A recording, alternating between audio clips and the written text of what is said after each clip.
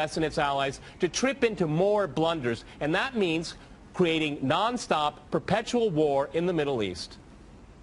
Well, I'm going to make this interesting and disagree with everyone. Okay. I do not accept the premise, which probably isn't too much of a surprise, but nonetheless, I reject the premise that the whole point of the so-called war on terror or investing in the Mujahideen was to somehow fight terrorism or to make a better world.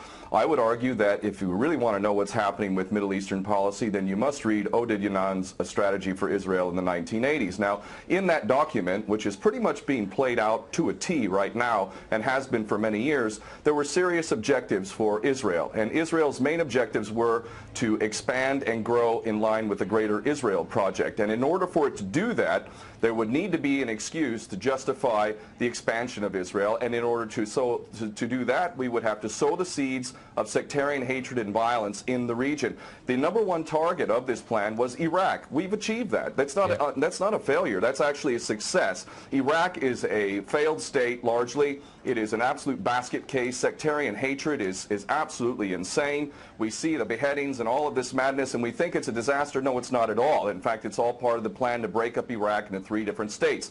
When we look at Syria, we also find that the goal is once again the same thing: sow the seeds of sectarian hatred and basically turn that nation into a basket case. This is happening according to plan as well. Now, ISIS, funny enough, could stand for the Israeli Secret Intelligence Service. Many people are seeing the very big benefits to the state of Israel, the so-called Jewish state of Israel, by the breakup and the balkanization of the surrounding states. So actually, if you believe what's being told to you, and I just don't know why anyone would believe anything that comes out of the mouth of virtually any Western leader, whether it be Obama or Bush or any of the rest of them, all of these people are nothing but patent liars, and everything they say is pretty much the opposite of the truth. So I don't accept virtually anything they say. Okay, good. Violence. Barack Obama did not bite at the opportunity to get involved in Syria a year ago. In fact, at the time when he was ready to start bombing Assad, just about 13 months ago, and we have he backed off as soon as the first excuse came to mind. We've been supporting ISIS. There is absolute continuity between the policies of Iraq and breaking it up and breaking up Syria as well. It is beyond naive to suggest that the U.S. doesn't have its fingerprints all over ISIS. In fact, tell me this: why has ISIS never once, or al-Nusra Front or al-Qaeda, not once have they attacked Israel? In fact, ISIS militants are getting medical attention in the Golan Heights and in Israel itself. What does that tell you?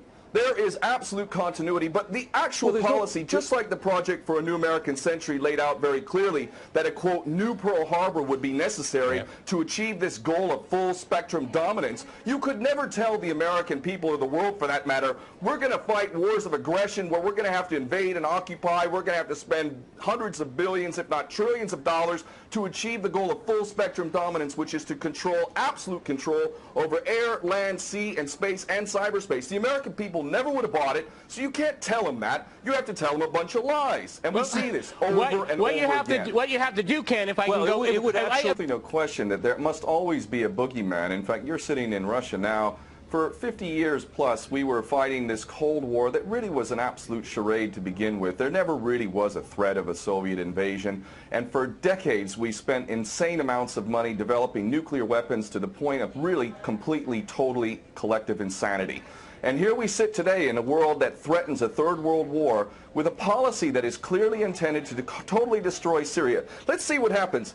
If we take Bashar al-Assad out of the equation in Syria, does anybody with half a brain not understand that that vacuum that's going to be created is going to be a vacuum filled by the most powerful interests there? And who is that right now? Well, that would be our best friends and allies, these little Frankenstein monsters that we create, whether it's al-Qaeda or al-Nusra Front or the latest ISIS monster that we've created. Those are the ones that are going to fill that vacuum, and that fits perfectly in line with Oded Yanan's A Strategy for Israel in the 1980s. And if these other two gentlemen haven't read that document, I seriously suggest you do. Another thing that's really worthy of pointing out is the so-called Islamic State is anything but Islamic. And yes, there is a war on Islam. Islam is very understood by many Muslims around the world to be absolutely 100% forbidden for you to forcibly convert somebody to Islam or kill them.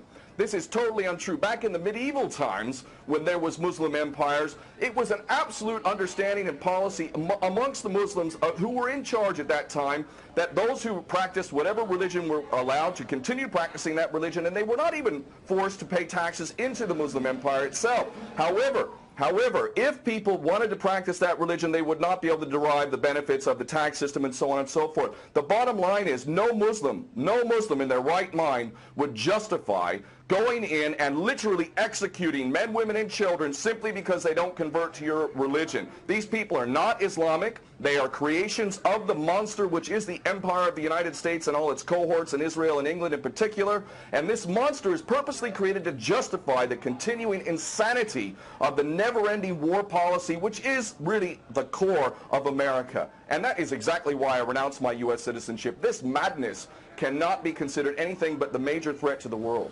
Okay, Peter, in New York, one of the things we've seen... There are very obvious solutions. One is to arrest the traitors in the U.S. Congress and White House who have sworn to uphold the U.S. Constitution, and somehow the American people have sat by while the President has afforded himself the power to execute anyone, anywhere, anytime, for any American citizen to be detained without any due process of law, no representation, incognito, and theoretically he could be condemned to death by a military tribunal in secret and executed. All of this operating under supposedly the United States Constitution. So all of these traitors need to be arrested first and foremost. When Netanyahu came to the Congress a couple years back, he received 29 standing ovations by these cowardly chicken hawk traitors. So the American patriots need to stand up and grab a pair and ultimately have some integrity and get rid of these traitors. Secondly, cut off all funding to Israel. Israel is a pariah state, a criminal state. It is committing active policies of genocide by the legal definition of the word according to Black's Law Dictionary.